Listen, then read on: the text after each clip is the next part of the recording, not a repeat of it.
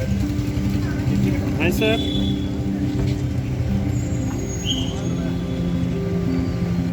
करो करो साथ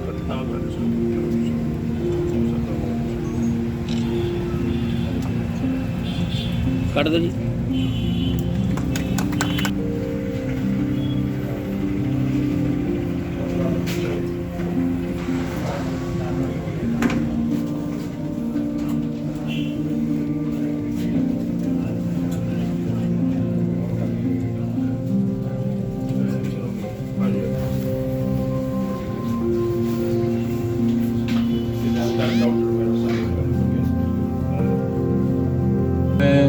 बेनती करदा धर्मवीर बलहार जी नूं जिन्हां हो रहा है लैबोरेटरी खुली आ बड़ा तगड़ा योगदान है उन्हां दा इस लैबोरेटरी दे विच। सब तो पहला करदा धर्मवीर बलहार जी नूं जो कि ये सारा काम जिहड़ा नेवरे चढ़न विच अपना योगदान दे रहे हैं। धर्मवीर बलहार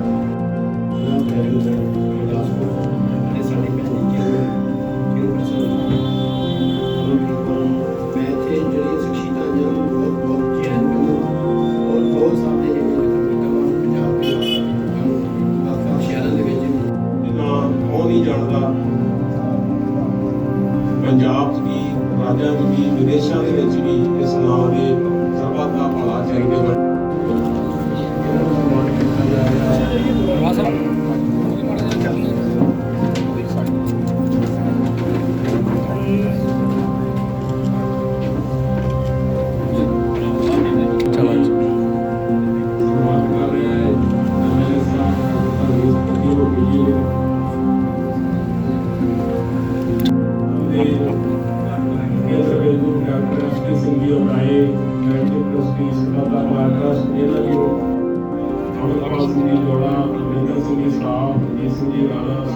चैरिटेबल ट्रस्ट वालों एक मुहिम शुरू की गई सी जिथे कि ट्रस्ट ने फैसला किया गुरु नानक देव जी 550 साल गुरपुरब में समर्पित कि इस चीज़ को देखदे होया कि टैसट इन्ने महंगे हो चुके हैं, लोग टैसट कराते नहीं है। एक तो टैसट महंगे तो नहीं सी कराते, दूसरा ये सी कि अगर टैसट करा लिया कोई भयानक बीमारी निकल गई तो वो इलाज नहीं करा पाएंगे। और मेरा ये मनना है कि अगर किसी बंदे को कोई बीमारी है जिन्नी देर उन्होंने पता नहीं है, शायद वो साल 2 साल 3 साल भी कट जाए, लेकिन जिस दिन उन्होंने पता लगता है कि मैंने ब्लड कैंसर है या मेरी किडनी एक फेल हो चुकी है, वो बंदा जिन्हें साल जीना वो मेरे ख्याल महीना भी नहीं जी पाएगा। सो इस चीज़ को देखते हैं 50 लैबोरेटरियों का किया 50 लैबोरेटरी खोलेंगे जिन्होंं 42 लैबोरेटरियां साडियां ऑलरेडी चल रही ने। हुण अज तरनतारन दे विच भी जिहड़ी है ये लैबोरेटरी खोल दी गई है। पिछले कुछ दिनों तो चल रहा सी टैसट, असीं देखना चाहते सी कि किन्ने क लोग आ रहे हैं। तो इत्थे असीं सैमी ऑटो एनालाइजर लाया सीगा जिहड़ा कि लैब चल रहा है। अज देखण जाया कि 90 पेशेंट तो क्रॉस कर चुके हैं। अज असीं फुली जिहड़ा मतलब कि ऑटोमैटिक एनालाइजर वो असीं हुण नवां इस हफ्ते लगा रहे हैं। सो इस तरीके नाल साडियां इस दसंबर तक साडियां 50 ਦੀਆਂ 50 लैबोरेटरीज खुल जाणगीਆਂ। उस तो बाद साडा सैकंड स्टैप जिहड़ा हैगा वो हैगा मैਡੀਕਲ स्टोर्स खोलने, जिथे असीं साडी लैबोरेटरीज खोली है उन्हां दे नाल ही असीं अगले साल दे विच पहला मार्च तक है साडा कि 31 मार्च तक असीं 10 जिहड़े स्टोर इहो ਜਿਹੇ खोल देंगे। और अगले साल के 50 ਦੇ 50 ਜਿਹੜੀਆਂ ਸਾਡੀਆਂ ਲੈਬੋਰਟਰੀਜ਼ ਹੈਗੀਆਂ ਇਹਨਾਂ ਦੇ ਨਾਲ ਜਿਹੜੇ ਸਟੋਰ ਖੋਲ ਦਿੱਤੇ ਜਾਣਗੇ। ਰੇਟਾਂ ਦੀ ਗੱਲ ਕਰੀਏ ਤੇ ਸਾਡੇ ਰੇਟ ਜਿਹੜੇ ਨੇ ਮਾਰਕੀਟ ਨਾਲੋਂ 10-12% ਤੇ ਅਸੀਂ ਕੰਮ ਕਰ ਰਹੇ ਹਾਂ, ਨੋ ਪ੍ਰੋਫਿਟ ਨੋ ਲਾਸ ਦੇ ਉੱਤੇ। ਅੱਛੀਆਂ ਸਾਡੀਆਂ ਮਸ਼ੀਨਾਂ ਲੱਗੀਆਂ, ਅੱਛੇ ਸਾਡੇ ਵੈਲ ਕੁਆਲੀਫਾਈਡ ਟੈਕਨੀਸ਼ੀਅਨਸ ਹੈਗੇ ਨੇ, ਅੱਛੀਆਂ ਸੈਲਰੀਜ਼ ਜਿਹੜੀਆਂ ਹੋਈਆਂ।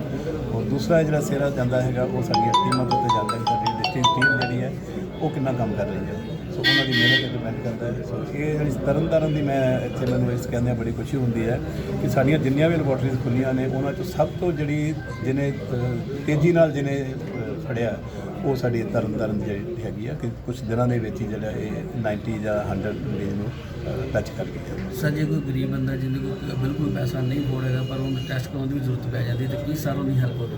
देखो फ्री वाला काम असी रखा नहीं गा क्योंकि चाहे वो एजुकेशन है चाहे मैडिकल का चाहे किसी पासे ना जी फ्री वाला असी रखते नहीं है क्योंकि फ्री करो तो फिर वो वैल्यू खत्म हो जाती है। कुछ ना कुछ जरा वो जरूर है।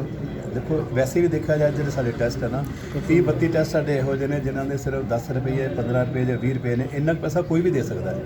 ਜਿਹੜੇ ਮਾਰਕੀਟ ਵਿੱਚ ਪਹਿਲਾਂ 3,500-4,000 रुपये ਦਿੰਦੇ ਸੀ ਇੱਥੇ ਸਾਰੇ ਟੈਸਟ 300 रुपये ਹੋ ਰਹੇ ਨੇ ਉਹ ਵਾਲੇ। ਸੋ ਪਹਿਲਾਂ ਹੀ ਅਸੀਂ ਇੰਨੇ ਡਿਸਕਾਊਂਟਡ ਪ੍ਰਾਈਸ ਕਰ ਦਿੱਤੇ ਹੋਏ ਨੇ। कुछ टैसट फ्री भी है साढ़े इन्हों चो जोड़े कि टोटली फ्री किए जाते हैं।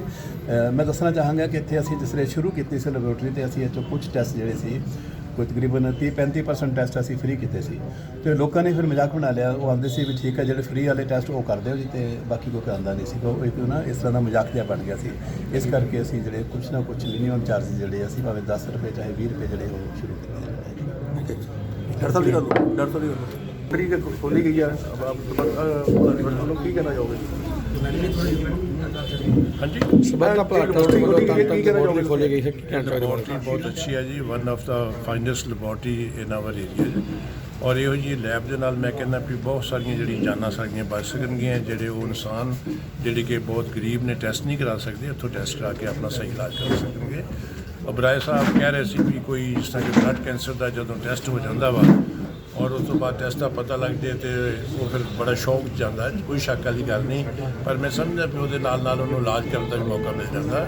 ਕਈ ਦਫਾ ਆਪਾਂ ਦੇਖਦੇ ਵੀ ਉਹਨਾਂ ਟੈਸਟ ਨਹੀਂ ਕਰਾਏ ਹੁੰਦੇ ਤੇ ਆ ਘਰ ਸੁੱਤਾ ਸੌ ਗਿਆ ਜੀ, ਉਹਨੂੰ ਕੀ ਹੁੰਦਾ, ਕਿਸੇ ਨੂੰ ਕਾਰਡਿਕ ਅਰੈਸਟ ਹੋਇਆ ਹੁੰਦਾ, ਕਿਸੇ ਨੂੰ ਬ੍ਰੇਨ ਹੈਮਰੇਜ ਹੋਈ ਹੁੰਦੀ ਆ। ਪਰ ਇਹਨਾਂ ਟੈਸਟਾਂ ਦੇ ਨਾਲ ਜਿਹੜਾ ਹੈਗਾ ਵਾ ਬਹੁਤ ਸਾਡੇ ਇਲਾਕੇ ਨੂੰ ਫਾਇਦਾ ਮਿਲੇਗਾ। ਔਰ ਦੂਸਰੀ ਜਿਹੜੀ ਇਹਨਾਂ ਨੇ ਮੈਡੀਕਲ ਸਟੋਰ ਨੇ ਉਹ ਮੈਂ ਸਮਝਦਾ ਵੀ ਉਹਦੀ ਬਹੁਤ ਮਹੱਤਤਾ ਵਾ। ਕਿਤੇ ਇੱਕ ਪੱਤੇ 'ਤੇ ਕਿਉਂਕਿ ਮੈਂ ਮੈਡੀਕਲ ਪ੍ਰੋਫੈਸ਼ਨ ਨਾਲ ਸੰਬੰਧਿਤ ਹੈਗਾ ਵਾਂ, ਉੱਤੇ MRP ਜਿਹੜੀ ਹੈਗੀ ਆ 150 ਲਿਖੀ ਹੁੰਦੀ ਆ ਤੇ ਪੱਤਾ 15 ਰੁਪਏ ਦਾ ਆਉਂਦਾ ਵਾ। ਇਹ ਨਾਲ ਬਹੁਤ ਸਾਰਾ ਜਿਹੜਾ ਹੈਗਾ ਜੀ ਡਾਕਟਰ ਸਾਹਿਬ ਇੱਕ ਗਰੀਬ ਬੰਦੇ ਨੂੰ ਜਿਹੜਾ ਹੈਗਾ ਮੁਸ਼ਕਿਲ 'ਚ ਪਾਉਂਦਾ ਔਰ ਖਾਸ ਕਰਕੇ ਸਰਹੱਦ ਦੇ ਇਲਾਕੇ ਦੇ ਲੋਕ ਅਨਪੜ੍ਹ ਜ਼ਿਆਦਾ ਹੋਣ ਕਰਕੇ ਉਹਨਾਂ ਨੂੰ ਬਹੁਤ ਘਾਟ ਪੈਂਦੀ ਹੈ। ਔਰ ਇੱਕ ਮੈਡੀਕਲ ਜਦੋਂ ਸਟੋਰ ਜਿਹੜੇ ਚੀਫ ਰੈਸਟ ਖੁੱਲ੍ਹ ਗਏ ਔਰ ਮੈਂ ਕਹਿੰਦਾ ਵੀ ਸਾਡੇ ਇਲਾਕੇ ਨੂੰ ਹੋਰ ਸਹੂਲਤ ਮਿਲੇਗੀ। ਜਿਹੜੀ ਦੂਸਰੀ ਮੈਂ ਰਿਕੁਐਸਟ ਕੀਤੀ ਸੀ, ਜਿਹੜੇ ਫਿਜ਼ੀਕਲ ਹੈਂਡੀਕੈਪ ਨੇ ਮੋਰ ਦੈਨ 80%, 90% ਜਾਂ 100% ਜਿਹੜੇ ਲੋਕ ਨੇ ਉਹਨਾਂ ਨੂੰ ਜਿਹੜੇ ਬੈਟਰੀ ਵਾਲੇ ਸਾਈਕਲ ਦਿੱਤੇ ਜਾਣ ਤਾਂ ਜੋ ਕਿ ਆਪਣਾ ਰੋਜ਼ਮਰਰਾ ਦਾ ਜਿਹੜਾ ਜੀਵਨ ਆ ਉਹ ਆਮ ਲੋਕਾਂ ਵਾਸਤੇ ਬਤੀਤ ਸਕਣ। ਇਹਨਾਂ ਨੇ ਮੇਰੀ ਜਿਹੜੀ ਬੇਨਤੀ ਨੂੰ ਸਵੀਕਾਰ ਕਰ ਲਈ ਆ। ਅਸੀਂ ਇੱਕ ਲਿਸਟ ਬਣਾ ਕੇ ਜਿਹੜੇ 50% ਤੋਂ ਅਬਵ ਆ ਉਹਨਾਂ ਲਈ ਅਸੀਂ ਲਿਸਟ ਦੇਵਾਂਗੇ। ਕਿਸੇ ਦੀ ਬੈਟਰੀ ਵਾਲੇ ਦੀ ਸਾਈਕਲ ਦੀ ਲੋੜ ਬੈਟਰੀ ਵਾਲੇ ਦੇਣਗੇ, ਜਿਹੜਾ ਕਿ ਮੈਨੂਅਲ ਚਲਾ ਸਕਦੇ ਨੇ ਦੇਣਗੇ। ਇਹਨਾਂ ਦਾ ਬਹੁਤ ਬਹੁਤ ਧੰਨਵਾਦ। ਮੈਂ ਫਿਰ ਵਾਹਿਗੁਰੂ ਦੀ ਅਰਦਾਸ ਕਰਦਾ ਕਿ ਇਹਨਾਂ ਨੂੰ ਲੰਬੀ ਉਮਰ ਦੇਣ, ਸ਼ਕਤੀ ਦੇਣ, ਇਸ ਤਰ੍ਹਾਂ ਸਮਾਜ ਦੀ ਸੇਵਾ ਕਰ ਸਕਣ। ਧੰਨਵਾਦ।